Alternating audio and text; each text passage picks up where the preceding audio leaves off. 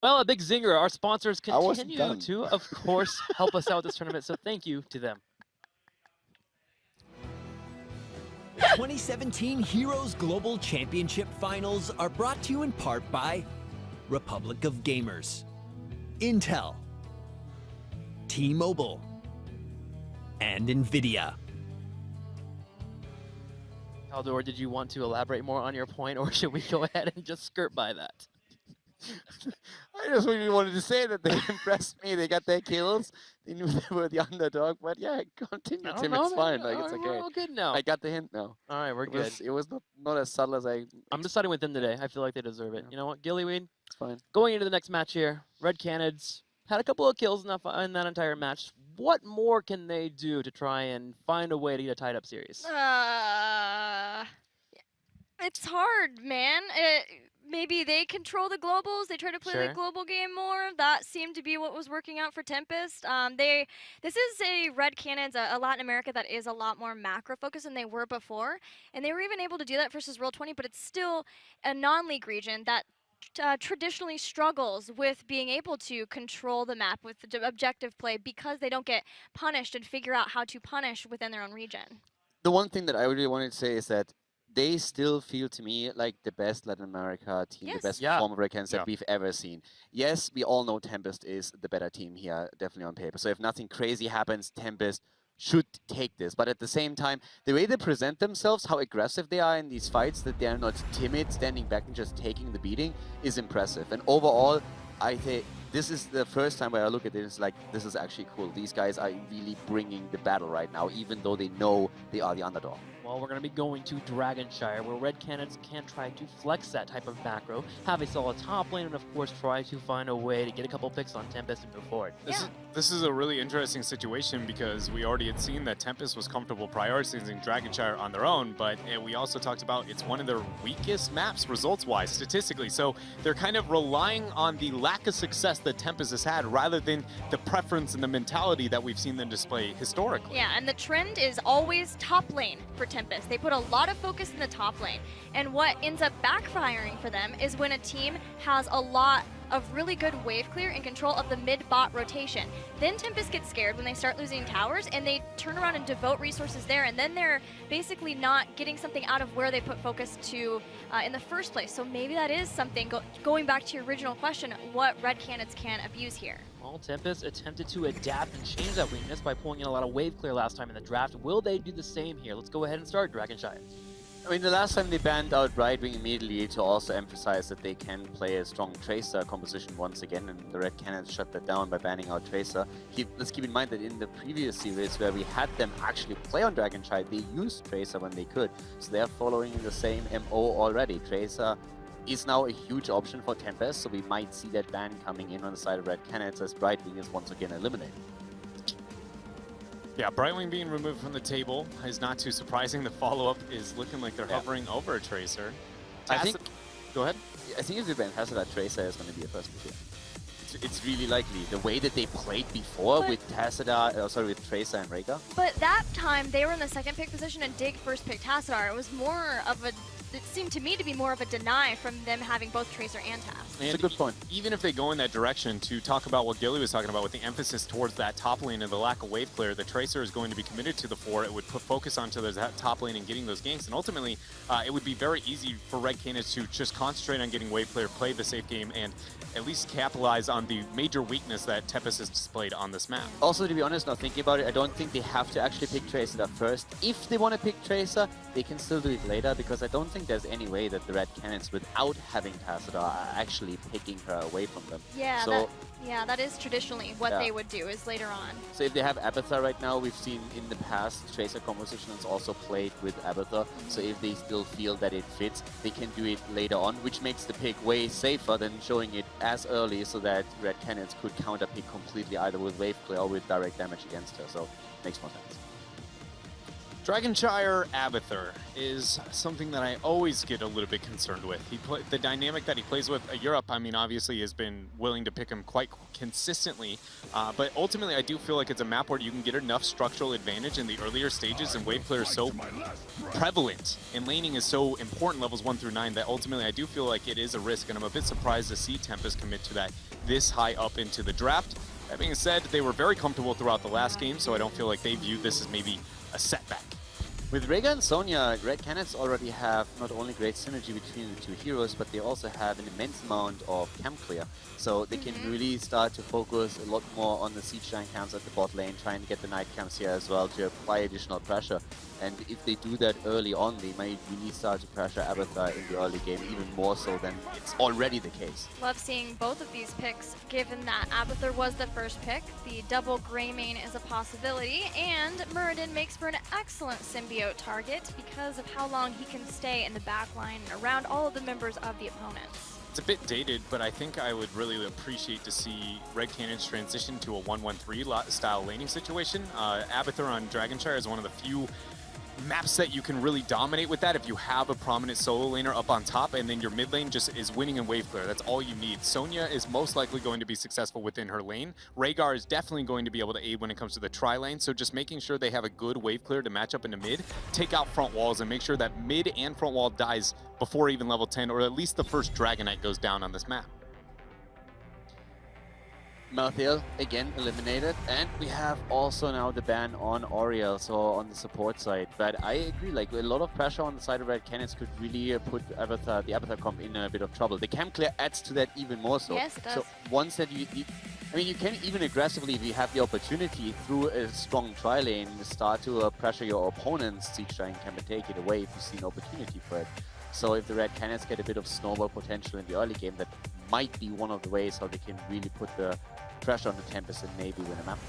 I think the biggest thing to make sure that they try to avoid is a 2-1-2 situation, because the Abathur compositions, normally you think, well, I'm applying pressure in one lane, I can apply pressure in another. There's no way that Abathur can actually deal with this, but by only having two people in the lane rather than the 1-1-3, it's not the pace at which you're pushing, it's the survivability when the gank comes in inevitably. And ultimately, in a 2-1-2, this composition Tempest has formed can actually get those type of kills. So I would like to see them try and avoid that here as we go with a Garrosh, and we're going to figure out what else, which it's going to be a double support. I thought we might see the range picked up for them, but don't mind to see them commit here to the double support. Uther is a nicer follow-up to Garrosh pull than Rhaegar. You can drop the totem, it's just a 35% slow. Instead, now you have the point-and-click stun, and it's good because of how the throw setup works for Garrosh. And it may be enough to just keep Tempest from being able to get any sieging done with their gray main, but I'm really wondering who is going to be the solo top laner, or at least the top laner against Sonya for Tempest. The one thing that's also interesting to me right now is that on the side of Tempest, they can really start to pick very mobile characters that just don't get threatened by Garrosh. That's the one thing that I'm worried about right now, how much value he's going to get. If you get a good pull and a combo into a stun, you can do a lot of work here, but overall, with the way that Tempest has been playing this so far, with the heroes that they have right now, if they pick mobility, they can really just dodge Garrosh, and then he doesn't do too much. Leoric Abathur is going to be a problem for the Sonya to be able to deal up on top. Also provides a lot of wave clear for the fact that Tempest did end up going into that pick. I want to see at level 4 on the note of the Sonya, and we've been talking about the map pressure that they're going to need in the early game. I would like to see a talent adjustment at 4 to Shattered Ground, like we saw, I believe it was Rich earlier in day number 1 on Dragonshire. Just amplifying the damage and pressure she can get out in that top lane to, again, exaggerate the weaknesses of Tempest composition. I think is going to be a must. And we've been talking about concentrating onto the 4-man. I really do feel like that Garrosh commitment, as you were kind of talking about, Kaldor, doesn't accent that to the point where they're very focused on making sure they get these kills to a pretty safe and well-rounded composition that Tempest now has. How do you like the Cassia here? I'm not really the biggest fan of that setup because, again, we talked earlier about the potential tri-lane that he could use. An attempt to put pressure onto the bot lane. I think with Cassia, you're giving up a lot of what you could have done here. So if you get the flip and you get a lockdown with Uther, then Cassia is going to be fantastic to get a kill in. But I feel you are putting all of your eggs into one basket, whereas if you pick a strong melee auto attacker, you all of a sudden start branching out and you have different ways how you can approach the fights on the map. Yeah, you're a lot more focused on the kills instead of being able to siege with her. So it does show something into the mentality of Red Canids. I also think she's really vulnerable to Haymaker, which we've been seeing a lot here from Honkono. If she gets out of position at all or way too far away from a team, you cannot protect her, and that's when the focus comes in. Actually focuses her down. So bit of an odd pickup there at the end for the 5th pickup, but Red Canids have talked about it in the interview before. They love their double support and their double melees. They had that here with the Garrosh and the Sonya. This is their bread and butter. Will it be enough, Dredge? I want to say the answer to that is yes, but I just doesn't feel like that is the case. Because we've been complimenting the drafting of Red Canids, I feel like it's important to highlight that I feel like this draft is exactly what we typically expect from them, to have too linear of a win condition to be able to win the game, and that a better team will just go, well, as long as we avoid the Garrosh flip into the Cassia combo and the one-shot blow-up, we will be effective in this game. Even when you see that high Abathur that does have a weakness, if you don't exploit those type of things, ultimately it just, you can dance around it all day, and I feel like Tempest will do that here. Coming back to your point, Garrosh also in this tournament so far, I've been really surprised by a lot of the bans that we've seen early on against him, and I think as a high priority pick, he also doesn't really excel. This time he was picked a little bit farther down, but he's, in my opinion, with a good team can exploit his weaknesses too much that he always gets the value. So that willingness to always go into Garrosh here, I find that strange against a team that is supposed to be just like a level higher than you are currently. So I think Tempest is not going to fall into the trap to get completely obliterated by Garrosh comms, and they are going to use his weaknesses against the Red Canids. Well, it's time here to start the second game. Will we have the Red Canids go home, and will we have Tempest go forward to face against Roll20, or will we have a game number 3? Let's head over to Claris and Skimmy. Thanks very much, guys. Big fight feel here for Red Canids, who need to be able to put themselves on the map. Otherwise, they are done. Whereas on the other side, Tempest, especially with something like Lucio, they might just see Red Canids as a speed bump. Absolutely, man. 2 mana regions out so far. Are Red Canids going to be the third casualty amongst us right now as they come into their favorite map, a map which has shown difficulty for Tempest, but as the analyst desk does remind us, this composition looks a little bit too linear. Now let's get into it. Game number 2 about to begin here. Red Canids need to seize control and need to never let it go. As we get on to Dragonshire, Tempest here looking poised to try and take this and then push themselves to fight against Roll20. Skimmy, over to you, my friend. That's the one. Game number 2, this time on Dragonshire, with Tempest leading that best-of-3 series 1-0. And this is the team that you have to watch right now. Where are they going to go with this one? Jay Schritt, the childhood sweetheart, the favorite from Latin America. He is this time flexing it on Rhaegar, Fury Zero on Sonya, Mirez playing Acacia, Vieira supporting on Uther, and Chulin on Garrosh.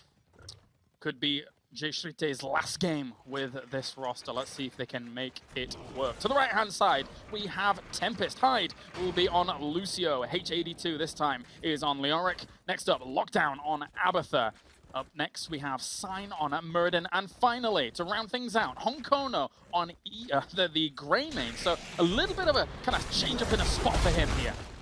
Already the mind games come out there. Red Canids doing what typically is the norm by going through the mid lane. And as a result of seeing Tempest go for the split push and taking out those towers, they're going to respond in the mid lane. But right now, it's looking as if Tempest have got the get-go. Good power exploit, and the fact that normally there is that clash in the mid. Abathur moved back, knowing that there is always that threat of Garrosh grasping him from across, and Leven just looking to put pressure onto Sign there, but he dwarf tosses away. Flip in, dwarf toss out. The mobility going to be a big, big factor here, especially with the Lucio. I mean, you're going to see a lot of aggression coming out here in terms of jumping onto those targets, and once they find you, they are not going to run away. Jay Schritt is going to be the target here, but he gets tossed away. And the Carnage in mid lane will have to wait another day. Not too bad. If he'd have gone into those bushes, he could have taken a bit more damage from those two. Now he does it. Like a dog with a bone in the end. Gotta find him somewhere. The Kalaris curse knows no limits. You talk about a gust, it happens. You talk about a mine, it happens. And now a fight breaks out in the Bermuda Triangle. Don't you dare. Of all things, the Kalaris curse. If that occurs whilst I'm casting one series a day, we know that it's in full effect, my friend. Well, I mean, you're a voice actor at the moment, but you might be able to transition into movie acting with a Kalarisception. Ooh, okay. All right, then. Let's get it going. As what do we have going on there? Actually, throw it to Honkono, but the thing is that you actually just saw how Honkono reacted to that. there aren't many great targets to throw. If you throw Muradin, there's the potential for the Dwarf Toss unless you actually get the stun follow-up. If you throw Leoric, Wraith walk away. Even Greymane is someone who can launch himself the opposite way after he's been thrown, so... I mean, yeah, you're looking at that Lucio, the big component to try and assist in all three of those members' escape. Lucio gonna be that go-to target, but if he's alongside terrain, as you can see on your screen right now, he is gaining a rapid speed to also boost out of a scary situation. Yeah, I mean, we always compare Garrosh comps to, or at least I do, Garrosh comps to Stitches comps. So there's going to be that element where you want Uther to be with the Garrosh throw so that you can kind of stun afterwards, right? That would be a good follow-up, I think. Absolutely. And I mean, you can see right there, the skirmish tries to break out in the bottom lane, but we discussed it last series on Tales of Doom, the Abathur-Lucio interaction. You pop the hat on him, and suddenly Lucio becomes a bit of a threat to actually deal with. Yeah, definitely. It's a very, very strong, powerful duo that we've seen even prevalent in the past couple of days elsewhere. But Viera and Tulim spotting Sign. Sign doing the good old fake out to see if he can invade a camp. Interesting to note also, Mures has gone for the adaptation at level 4, not going to go for the blinding light, so if he gets stunned on out, nobody near him is going to be blinded, and you'd imagine that to be the go-to of Muradin. And Greymane jumping onto his face, looking for that execution star, but he has gone for the lifesteal, which caters into the idea that he wants to stick around and play for a while. A slow Dragon Knight phase, a slow Shrine phase here at the moment, although it has been wrestled away. Not easy to get that from Garrosh in the middle, but H82 at the moment, especially, as you mentioned, with that Abathur assistance, really doing a good amount of work in that top lane. I mean, top lane's a bit of an interesting matchup. Typically speaking, it's all won by if that Drain Hood connects or not, and if you've got the Abathur hat on top of that, that can patch some of this weakness that's happened since his rework, meaning that his early game has been significantly nerfed to a degree, but his mid to late game is now far, far stronger, so definitely keep your eyes on what is typically been speaking as a Sonya winning style.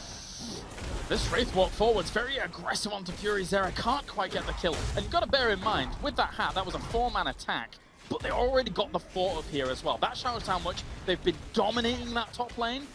And I feel like for Red Canids, the comp just isn't working out fully. There was a lot of time there in mid lane where Garrosh is solo, alone, not doing much, not opening up opportunities for Red Canids. Speaking of opportunities, Klaus, absolutely. I mean, they go for that top lane commit from Tempest, and Red Canids with the Giants surely had to try and respond by doing the exact same and evening out that balance by doing the same to the bottom lane. Only 2 towers is what they're going to find as their prize. So Red Canids continue to try and hold on to this at the bottom. It will be that train. He has been pushed as H82, but he'll happily just walk away. Or Viera and Honkona going for a fight. Viera quite deep there at the moment, being healed himself, trying to get him out of there. But Chulin, likewise, under a little bit of threat. Pops the unstoppable, and he will get away. All those members so low by Red Canids, but Tempest just cannot find the first one to take on down. But they will continue to control this bottom lane for the most part. The Shrine is definitely in their control. And something to talk about, it's Honkona this time on the Greymane. We briefly discussed it, I suppose, with the introductions at the start, but Sign, we don't know his thoughts as to whether Haymaker is that go-to or not. I'm going to say no. So maybe that happens. Put pressure on Fury Zera once again. Oh, and a few more little shots coming over across the wall. Nicely done. Red Can is trying to reinforce, but this could be fraught with danger here at the moment, as he's made himself unstoppable once again as Julian to try and get out of here. It's a lot of good AoE damage that they put on towards Tempest. I mean, that just shows you the power of Garrosh, right? Doesn't even have to pop his unstoppable clips to try and survive through all of that. Now, so many members on Tempest are low. 2 more that could have potentially fallen on down. HGC2 has to use that Wraith Walk to not be that second casualty as they look for another. They do find it, and that's fantastic because Red Canids right now have control of both shrines. If they can do this well, they can get the cap. And that all came for me off the back of Cassia charge strikes. If you've got 3 grouped up, you better get that kill, because if not, when the turnaround comes, when Cassia is throwing out those spears as they bounce, that is massive damage, and they really exploited that. Great stuff by Red Canids. Scary times for Tempest, however, and this is when that sort of curse, I suppose, of the Dragonshire becomes a bit of a problem. This is the map for the Red Canids, minor region or not. They are bringing the pain. They get the dragon. They hit level 10 first, and they can look to continue the siege. It's a little bit of a bizarre build from Honkono, and I mean, what isn't bizarre about Honkono overall? But with Cocktail into Wizened Duelist, it's not quite the most common of things, but we'll see if he can kind of get value out of it. I mean, to a degree, it almost feels like Tempest are disrespecting Red Canids and saying, you're an easy region, we're just going to get kills all day long. Both of us play a very aggressive style, so if these skirmishes keep coming about, we are going to get significantly rewarded by an increased auto attack. So, This and the big problem is that naturally, Cassia is just a great counter, in theory, counter to what Tempest is bringing, because they're always going to clump up as the fight ensues. But it does. The Warlord's challenge coming out nice and early. Ball lightning to follow, but the Black King March does so much to try and stabilize them. Soundbearer coming across at the second moment as well. There's the Divide Storm. Can they find some kills right now? Ancestral does not connect, and Cassia's the first one to fall. Yeah, they brought down a very big threat, and that's very good for them. They threw Hyde, who was most healthy. They really wanted to throw Sign there, as he's almost going to get out, and he does get away. Trying to throw Fury Zera forwards here to go for a little bit of an attack on towards them, but a little bit unfortunate there for Red Canids. They probably could have got a Meridian kill off that if it had gone perfect. Oh, the phone though, Honkono is flirting with Death's Sign, and both of them are really doing it, but Chulin does get stabilized with that Ancestral. Yeah, we're looking for more, but H82 does get out with that Wraithwalk. This is that skirmish, the scrappiness that we were discussing just a moment earlier. And all the while, that cute little boombox bopping away in the middle as that got dropped. Tempest manages to get away relatively unscathed. They got themselves the Cassia kill. And if that doesn't happen early on in some of these fights, it's fraught with danger. I mean, you got to respect this Cassia, man. It got banned out in their series earlier, and I say, yeah, the Charge Strike's doing a lot of work in terms of when these guys are clashing as a 5v5 unit. He pops that, and suddenly he is the single carry, making it all work. Yes, the Ancestral didn't connect, but imagine if it did. Yes, it's all melee. It's aside from a Lucio doing what he needs to do, it's all melee. So now, Tempest here. You have to be a little bit careful down towards the bottom as Chulin's lurking. And they're even going to take that hard camp to the bottom. So, but it's being scouted out. Can it be rivaled? Tempest are in a position to rival us. They've just picked up the Giants, and just like that, that's a complete bait. This is Red Canids almost saying, look, we aren't confident. H82's actually laughing right now at the fact this is almost donated to him. Oh, that was well played, H82. No fear, no risk, and that, as we've said, even from the times of Noblesse, who is now coaching MVP Black, the perfect play for a tank. You threaten, they don't know where you are. Red Canids is playing scared. This is a bit of a glimpse into the psychological factors that Red Canids have. They must be under so much emotional stress. I mean, they saw that the Giants were picked up. They should have known that Tempest were in the vicinity, but they, to a degree, I suppose, overestimated the time it takes to travel from there. Now they get punished. Yep, as Wraith walking away here as H82. Tulin can't really do too much about that. Here comes Fury Zera in for an attempt onto H82. Technically, this is a great opportunity to kill him off. March of the Black King goes through. They have to retreat out. It's too much damage and too much sustain. That it is. It does allow Sign to rock up to the party and prevent any further fight. It's free. It is. The rotations, J Shrip being picked up in the top lane, allows that rotation to come across, allows the control, and now Honkono gets the Dragon and stabilizes what just happened with that siege before in the mid lane. Alright, so what can Honkono do? He's crazy everywhere else. He's going to be crazy in a Dragon Knight, no doubt, as he just walks through the mid fort towards the bottom one that's already being sieged by his team. Just wants to rendezvous with them. He took a lot of damage by doing this, but he wanted to get down here nice and fast. I mean, the Dragon, let's be quite real here, doesn't actually achieve too much. It's more of a bit of a confidence player saying, I can just run on through. But I mean, as you say, the objective that looks so perfectly coordinated to achieve doesn't achieve much. Debatable moves, but oh well, as that has gone now. The thing is that that top lane is still always being pushed in by Abatha because he is up there doing what he needs to. Mines everywhere on the rotation paths. Hyde and Sign and Honkono. Where are we going? Hide and Sign now going to be playing a bit of hide and seek.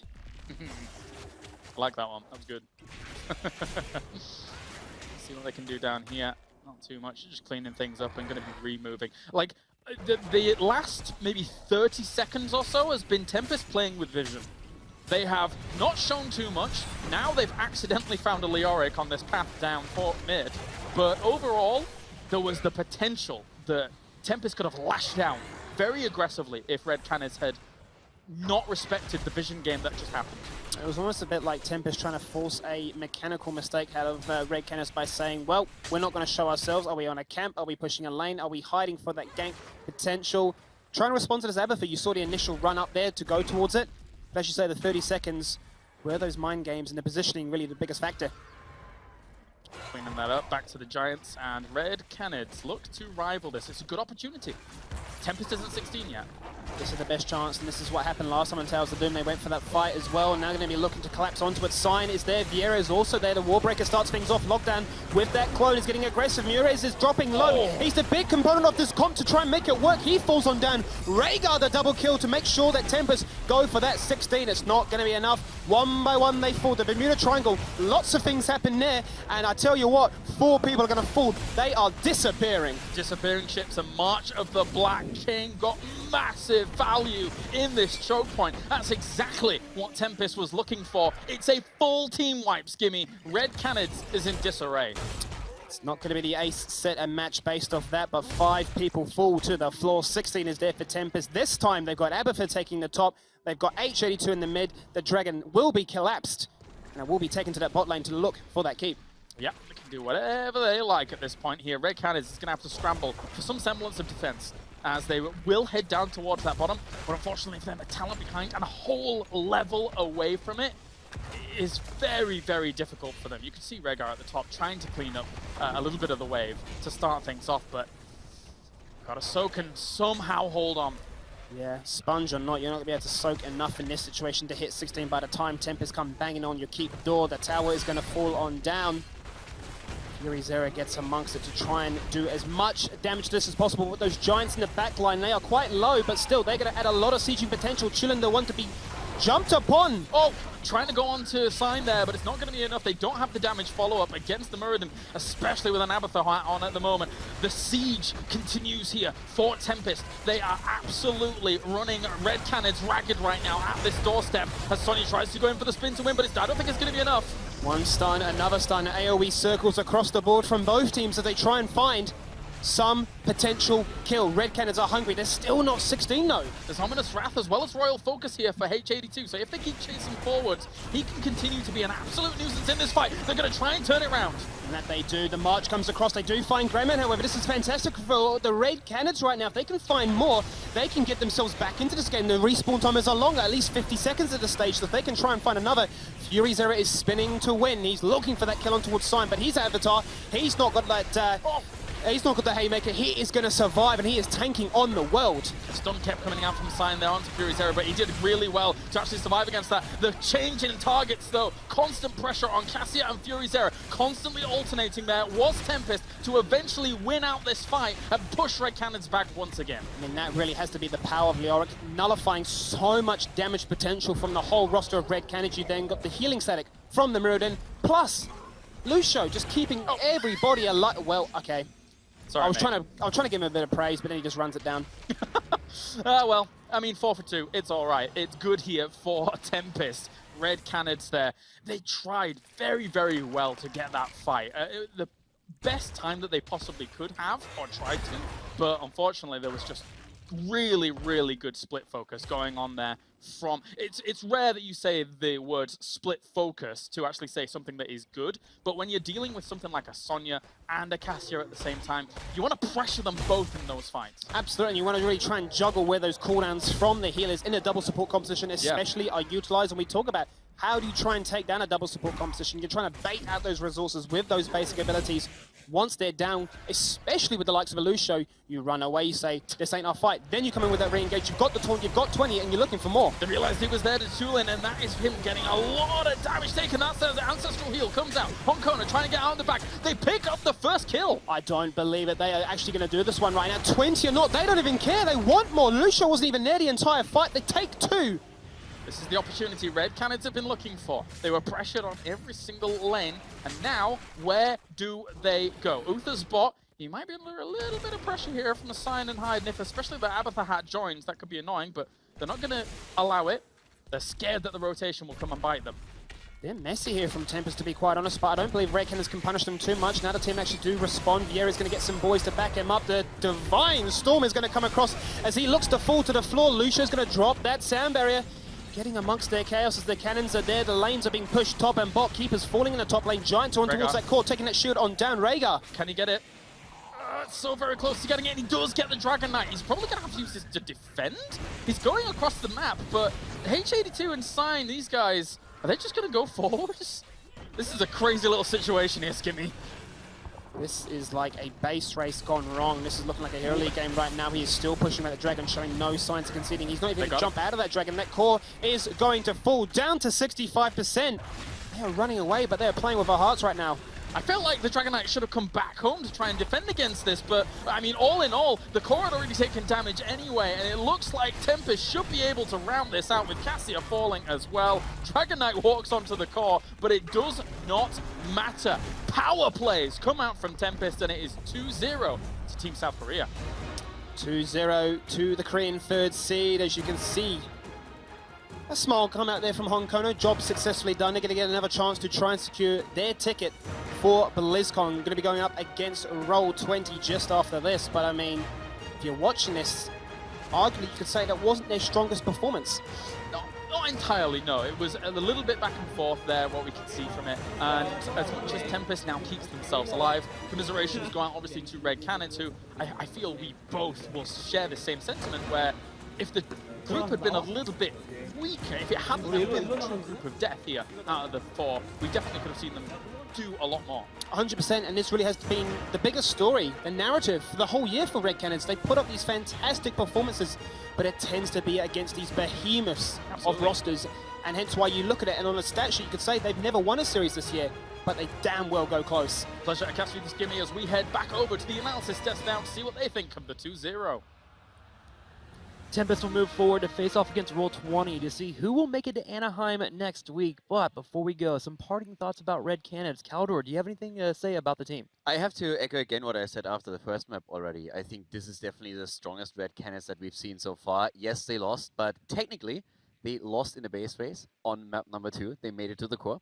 And honestly, if we had a different group, if this wasn't a group of death, I would be really interested to see how far they can go with this, because their drafting has significantly improved, the execution as well, and it was a lot of brawling, but they performed well. Dread, Gilly, any quick thoughts?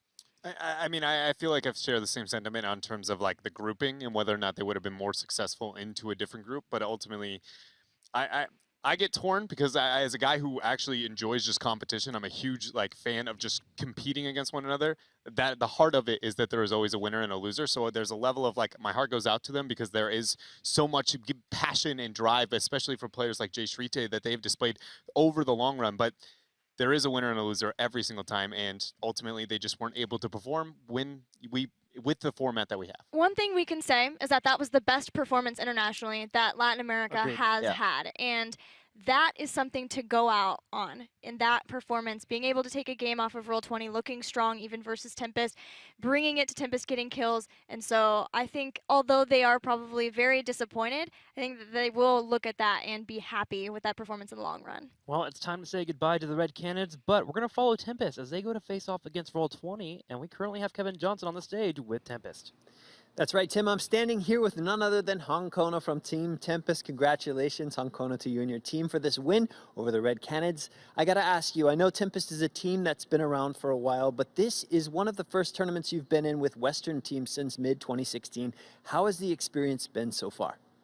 먼저 우승자 축하드립니다. 그리고 지금 템페스트 팀 같은 경우는 2016년부터 꾸준히 활동하고 있는 팀이고요. 그리고 최근에 지금 서양 팀과 경기를 많이 2016년 이후로 경기 안 했는데요. 서양 팀들에 대해서 어떻게 생각하시나요? 일단 서양이 되게 좀 많잖아요. 근데 그 중에 이제 유럽 팀 같은 경우는 정말 이제 한국보다도 잘한다고 생각하는 그런 팀들이 돼버렸고, 북미도 아직은 안 해봤지만 엄청 잘한다고 듣고, 그리고 경기도 실제로 봤기 때문에 좀 걱정되고 대단하다고 생각합니다. He says there's a lot of Western teams, and he believes Europe has now become the strongest region, and NA is also following the EU and becoming a very strong team. So they're very concerned right now how well they'll do in the finals during BlizzCon. All right. Well, I have to ask you about that signature Haymaker choice that you make on Muradin. We see it all the time. Even when Sign is playing Muradin, he's choosing Avatar. What is it about that heroic that fits your playstyle specifically? 무라딘을 플레이하실 때 대부분 초강타를 많이 선호하시는 편이신 것 같은데요. 혹시 왜 그 아베타 대신에 초강타를 선택하시는지 좀 궁금합니다. 일단 투신 같은 경우는 사실은 그냥 살짝 돌가죽이랑 비슷하게 상대 팀을 막 교란시키고 앞에서 이제 안 죽게 맞아주기만 하는 역할인데, 초강타 같은 경우는 꼭 투신을 찍지 않아도 바로 그냥 배달 같은 거라든가 아니면은 진영을 붕괴시킬 수 있는 쪽에서 안 죽을 수 있으면 정말 좋은 궁이라 생각해서 찍습니다. Mostly he chooses the haymaker over the avatar because he doesn't have to use the skill. He doesn't have to put extra skill into affecting his more body, so he can take more damage. He can mostly just focus just on hitting people far away, so he'll have more leverage when into team fights. All right, now you're not finished yet. Haven't claimed that spot at BlizzCon just yet. Roll20 stands in the way. What is the plan of attack to ensure victory for Team Tempest? 다음 상대가 롤톤인데요. 어떤 전략을 짜고 오셨는지 궁금합니다. 좀 사실 전략보다는 좀 정신적으로 안 힘들고 원래 해왔던 조합들을 다시 하기로 했고요. 그리고 만약에 지면은 한국을 헤엄쳐서 가겠다는 마인드로 열심히 하겠습니다. He's saying that he didn't really focus on strategy against them, but more on mentally preparations. And their team's got more focus on basic strategy they've been practicing for a long time. And their mental focus is that if they lose, they're gonna swim all the way back to Korea.